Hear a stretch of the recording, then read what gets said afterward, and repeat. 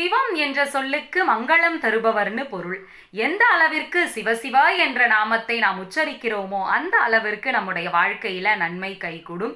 சிவபெருமானை வழிபடுவதற்கு விரதம் இருப்பதற்கு ஏராளமான தினங்கள் இருந்தாலும் மகா சிவராத்திரி ரொம்ப சிறப்பு வாய்ந்தது. மகாவிஷ்ணு சிவபெருமானை நோக்கி தவம் இருந்து சக்ராயுதத்தை பெற்ற அற்புதமான தினம். கண்ணப்ப நாயனார் தன்னுடைய கண்ணினை அழித்து மோட்சம் பெற்ற நாள். பகீரதன் கங்கையை பூமிக்கு கொண்டு வந்த தினம்.